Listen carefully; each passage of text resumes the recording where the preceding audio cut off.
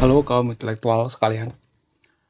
Kenapa banyak santri di Indonesia itu yang nggak percaya bahwa di dunia pesantren itu ada sistem feodalistik yang sangat-sangat kental sekali. Jadi kalau kita misalnya nih ya mengajak mereka untuk keluar daripada sistem feodalistik ya, maka mereka akan marah kepada kita. Mereka akan marah bagi orang yang mengkritik gitu ya. Kita tuh ibaratnya menolong mereka nih dari dunia feodalistik misalnya. Lalu malah kita yang dihujat gitu. Kenapa bisa seperti itu? Kan ini semacam ada keanehan gitu, ya semacam anomali ya, semacam misteri gitu. Kenapa bisa seperti itu? Apa alasannya? Jadi Guru Gembul mengatakan bahwa di dunia pesantren itu sangat kental yang namanya nilai-nilai feodalistik ya, sangat feodalis. Jadi yang mengatakan bahwa pesantren itu sangat syarat dengan feodalis itu adalah Guru Gembul, bukan saya ya. Kalau misalnya mau komplain jangan komplain ke saya, komplain sama Guru Gembul. Jadi baru-baru ini Guru Gembul itu dikritik habis-habisan, dihujat, bahkan diboikot. Tidak hanya Guru Gembul, Trans 7 juga diboikot, digeruduk guys. Karena apa? Karena hanya mengkritik yang namanya sistem feodalistik yang ada di pesantren. Jadi yang mengatakan bahwa ada semacam sistem perbudakan secara halus di pesantren itu ya Guru Gembul ya, bukan saya ya. Nanti saya yang dihujat gitu, bukan ya, Guru Gembul ya. Saya harus disclaimer on ya, karena warga Konoha itu nggak semuanya tapi ya, rata-rata anti kritik ya. Kalau saya ngomong seperti ini nanti pasti banyak yang kejang-kejang keloncotan berjamaah. Ya kan, sok tahu lu, tahu apa lu tentang agama? Ngaji dulu sana. Ya, dasar kafir, kamu menyebarkan hoax gitu. Padahal saya sudah jelas-jelas mengatakan dari mana sumbernya, dari mana datanya, tapi mereka berargumentasi itu hanya kosong melopong, nol ya. Jadi beberapa tahun yang lalu saya juga punya teman ya yang berasal dari alumni santri ya. Saya tidak bisa menyebutkan namanya. Kenapa? Karena ini semacam keamanan ya. Jadi teman saya ini bercerita, ketika Guru Gembul ya mengkritik yang namanya pesantren, dia mengatakan, "Iya benar yang dikatakan oleh Guru Gembul itu benar. Saya mengalami. Dulu waktu saya di pesantren itu, kehidupan saya itu satu arah gitu. Jadi nggak ada yang namanya argumentasi. Apa yang dikatakan oleh kiai nggak boleh ditentang gitu. Jadi nggak ada semacam diskusi ya. Sehingga kehidupan di pesantren itu hanya satu arah dan biasanya anti kritik. Nah, semenjak teman saya keluar dari dunia pesantren, dia melihat bahwa kehidupan di dunia nyata itu nggak seperti yang ada di pesantren. Kehidupan itu sangat universal gitu. Jadi dia mengatakan, ya anak-anak pesantren itu sebenarnya mereka mengkritik atau menghujat itu karena kehidupan mereka di pesantren itu berbeda dengan yang ada di luar. Mereka didoktrin untuk tidak mengkritik gitu, tidak berpikir kritis, ya mereka lebih banyak yang namanya menghafal, menghafal, dan menghafal. Itu kata teman saya yang nggak mau disebutkan namanya. Lalu bagaimana dengan Guru Gembul? Kenapa Guru Gembul nggak digeruduk? Karena nggak tahu di mana rumah Guru Gembul. Kalau mereka tahu rumah Guru Gembul di mana, maka Guru Gembul juga akan digeruduk. Itulah alasannya kenapa Guru Gembul itu menggunakan yang namanya peci dan menggunakan yang kacamata. Tujuannya apa? Tujuannya kalau ada masalah-masalah seperti ini ya, Guru Gembul mengkritik ya. Padahal kan Guru Gembul itu kan muslim ya. Muslim mengkritik pesantren. Sama-sama muslim tapi saling geruduk gitu, saling boykot gitu. Kan aneh ya kan? Sesama muslim juga mereka kotok-kotokan gitu. Bagaimana dengan agama lain ya kan? Ya nggak sih? Sadar nggak kita sih sebenarnya? Mohon maaf ya bagi teman-teman muslim yang nonton video ini ya. Semua yang saya katakan di video ini ada sumbernya, ada datanya gitu. Kalau mau bantah, bantah pakai data gitu. Kenapa ya sesama kaum muslim itu kotok-kotokan gitu. Berbeda pendapat kan hal yang biasa gitu. Lagian kan pesantren itu kan produk budaya, bukan produk daripada Tuhan. Asal usul daripada pesantren ini, asal usul atau asal muasal daripada pesantren ini sebenarnya ya awalnya itu nggak ada hubungannya dengan agama Islam sebenarnya. Bagaimana asal muasal daripada pesantren ini? Ya.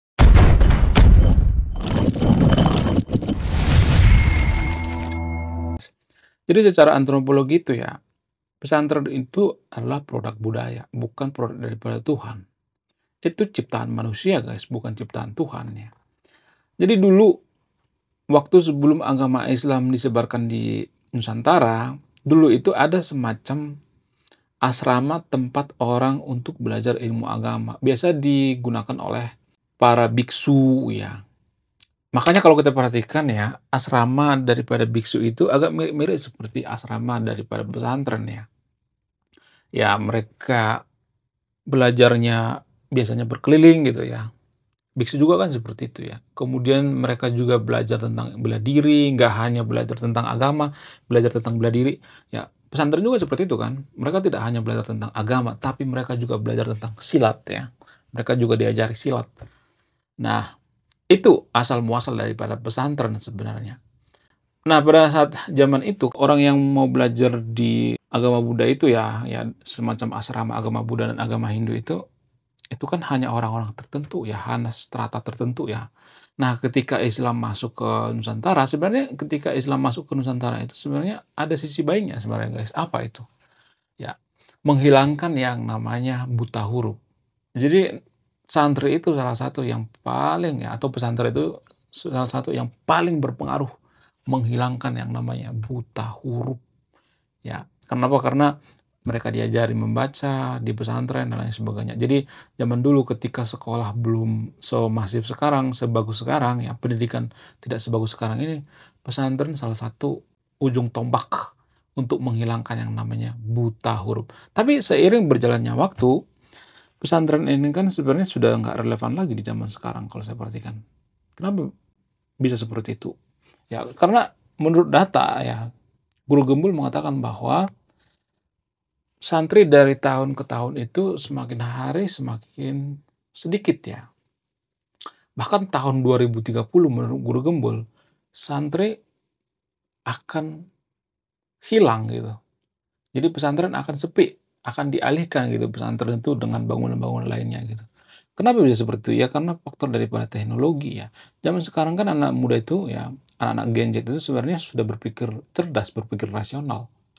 Cuman orang tua yang kolot gitu ya, orang tua orang tua yang hidupnya primitif ya, boomers ya, Gen X, itu yang mengharuskan anaknya masuk pesantren. Biasanya orang-orang yang masuk pesantren ini adalah orang-orang yang nakal biasanya, nggak bisa diatur sehingga dimasukkanlah ke pesantren. Sementara nanti tahun 2050 ya, 2050 ke atas itu kan orang tua itu kan sudah banyak yang sangat-sangat cerdas ya, anak-anak Gen Z ya, anak-anak milenial ya, mereka sudah update dengan teknologi dan lain sebagainya.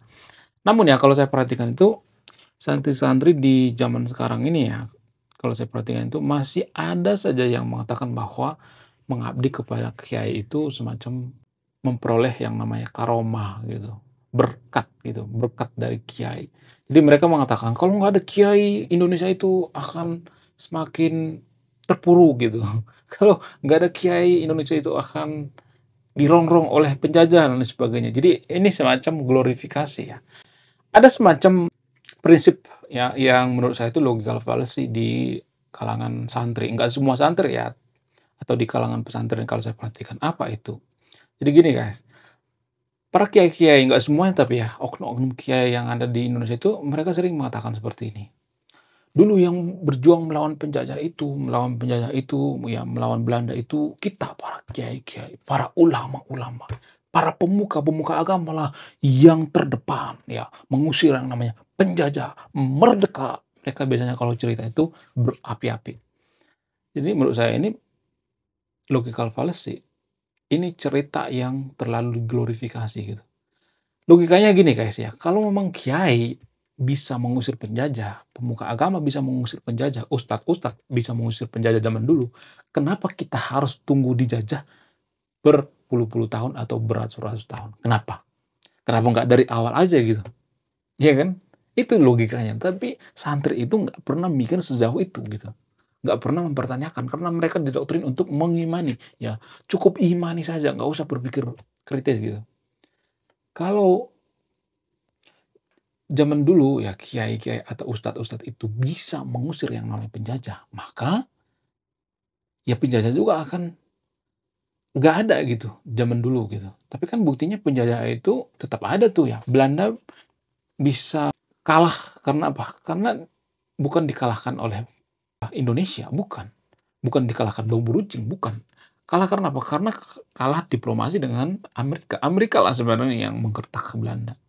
"Hei Belanda, kamu jangan menjajah Indonesia lagi, karena kita sudah ada deal-deal-an nih, ada deal-deal dengan, eee, Freeport," ya.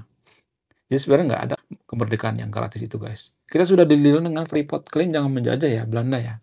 Kita sudah pengen nih ngambil sumber daya alam Indonesia, kalian jangan menjajah Indonesia lagi ya, Belanda stop ya. Jadi itu yang sebenarnya yang bikin Indonesia merdeka.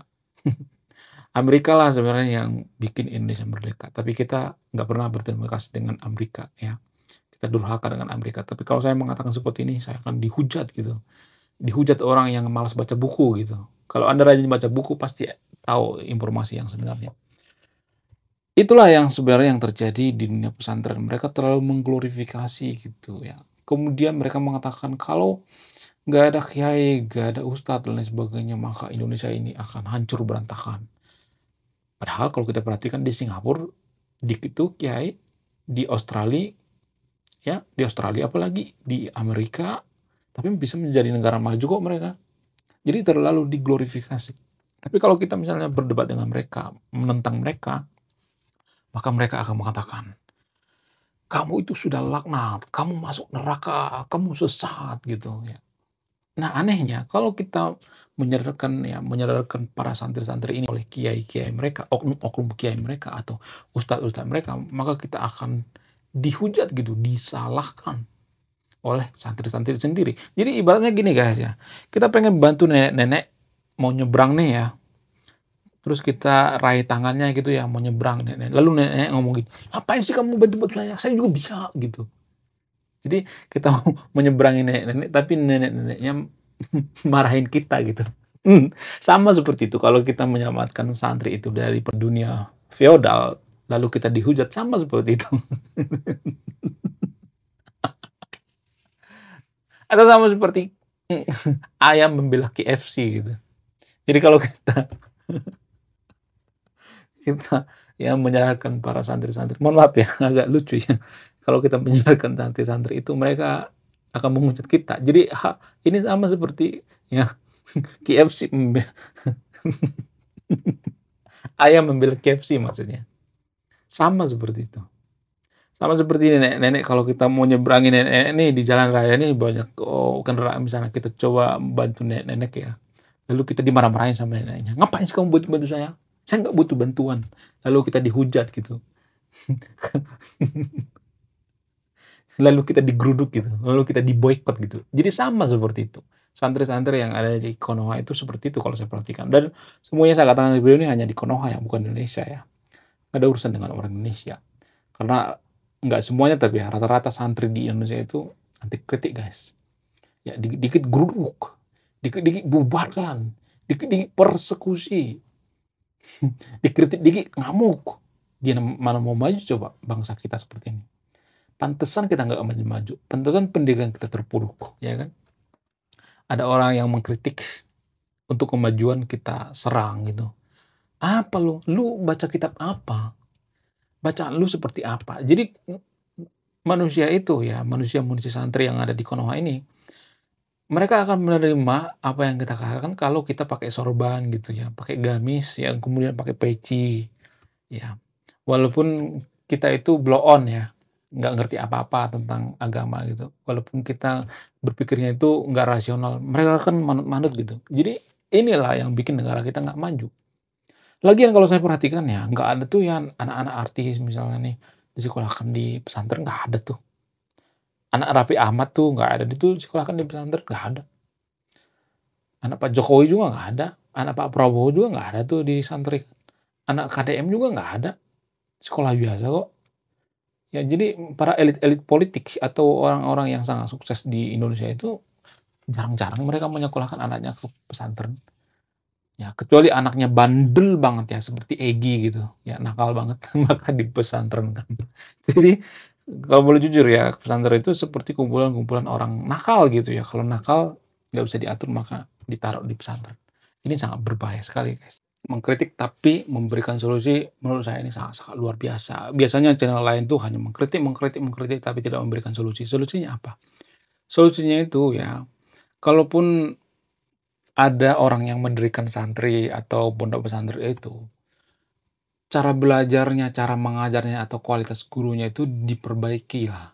Jangan cuman searah doang gitu. Biasakan berdiskusi gitu. Jangan mendoktrin anak itu untuk mabok agama gitu. Jangan mendoktrin anak itu untuk tidak boleh bertanya, berdiskusi, ya kemudian mendogma gitu, membatasi anak berpikir kritis gitu. Jangan seperti itulah, nggak boleh ya.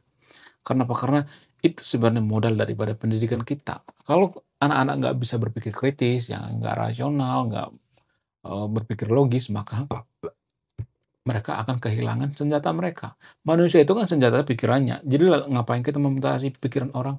Lagian dalam ajaran Islam itu kan ada istilah ikro ya, bacalah. Ya kan? Itu kan surat pertama yang turun ya, wahyu ya. Kalau kita diajarkan untuk membaca, bacalah. Lalu kenapa kita dibatasi untuk berpikir kritis? Kenapa bisa seperti itu? Apakah karena isi daripada manual book-nya ini kontroversi gitu? Ya, kontradiktif, satu sama lain ayatnya bertentangan? Harusnya kalau kita berpikir rasional itu jangan ya, jangan membatasi anak untuk berpikir kritis. Tapi kalau saya perhatikan pesantren-pesantren yang ada di Konoha sekarang ini, mereka punya prinsip, "Ngapain kamu berpikir kritis? Yang penting mah akhirat. Cukup imani saja." Dan inilah yang sebenarnya bikin ya santri-santri itu anti kritik. Kenapa mereka cukup mengimani apa yang dikatakan kiainya, mereka anti kritik dengan, pemikiran-pemikiran lainnya gitu. Kalau misalnya ada orang mengkritik, maka mereka akan marah-marah. Kenapa? Karena mereka tidak terbiasa diajarkan gurunya itu untuk berdiskusi gitu. Tidak terbiasa untuk bertanya gitu, berpikir kritis gitu. Ya, apa yang jadi permasalahan sebenarnya? Ya gurunya, gurunya harus berkualitas. Ya, tapi kan permasalahannya kan guru yang di pesantren itu kan harus dari agama muslim kan, dari agama lain kan nggak bisa. Dari mana saya tahu? Karena saya sudah pernah membuktikan, saya pernah ngelamar jadi guru santri, guys. Saya pernah ngelamar, beneran. Waktu dulu ya, 5 tahun yang lalu tuh ya. Padahal saya udah bela-belain tuh pakai peci, bawa ijazah S1 saya, ya kan. Saya mengajukan diri untuk jadi guru di sana. Tahu apa yang terjadi? Saya ditolak. Bahkan sampai saya mengatakan seperti ini, "Nggak digaji juga saya nggak jadi masalah, karena saya sudah berkecukupan. Saya punya waktu sehari 4 sama 5 jam ya, untuk apa, untuk ya mengajar." Saya ngomong seperti itu, tapi saya ditolak, guys. Itu artinya bahwa guru-guru santri itu ya atau pengurus daripada santri itu mereka sangat anti dengan apa, dengan keberagaman, sangat anti dengan yang berbeda pandangan gitu, anti kritik ya, itu yang saya perhatikan. Tapi nggak semuanya, tapi ya kalau saya perhatikan itu Muhammadiyah itu lumayanlah pendidikannya, lumayan baguslah pendidikan daripada Muhammadiyah. Ada kok santri yang bagus ya, nggak semuanya jelek ya, tapi rata-rata jelek ya. Ada juga yang bagus, tapi minoritas. Mayoritas jelek kalau saya perhatikan. Sistem pendidikan Indonesia itu berantakan karena apa? Karena pesantren ya. Ya, itu yang saya perhatikan. Kemudian apalagi, cara memperbaiki daripada pesantren ini jangan ya pemuka-pemuka agamanya itu jangan menggabung-gabungkan ya pondok pesantren ini dengan agama gitu. Harus memisahkan sebenarnya. Karena bawa-bawa label agama itu sangat berbahaya sekali, guys ya, kalau bisa ya. Tapi kan sekarang ini kan sudah membudaya ya, kalau memisahkan juga sangat susah sekali ya. Kemudian ya kalau saya perhatikan tuh, belajarnya itu jangan cuma belajar tentang agama gitu, nggak apa-apa jangan belajar agama, tapi porsinya dikurangi gitu, 10 atau 5% gitu belajar agama. Ya selebihnya belajar tentang skill gitu, biar nanti kalau keluar daripada pesantren itu punya skill, ya bukan hanya punya ijazah doang tapi nggak punya skill. Harus punya skill, guys ya, harus punya kemampuan. Ya, kalau misalnya nih banyak nih santri-santri yang lulus pesantren itu nggak punya skill ya, hanya jadi pendakwah, ya maka mereka akan rebutan dong ya, rebutan, pengaruh gitu ya, rebutan lahan untuk dakwah. Makanya FPI itu dengan PWI itu ribut, ya mungkin karena rebutan lahan dakwah kali ya. Dugaan saya seperti itu ya. Karena mereka rata-rata lulusan pesantren kan. Jadi kalau kita itu diperuntukkan hanya pemuka agama semua kan nggak jadi negara maju kita, iya kan? ya harus punya skill dong ya, punya kemampuan gitu. Oke, sekian video ini. Terima kasih sudah memahami. Saya kaum intelektual, salam rasional.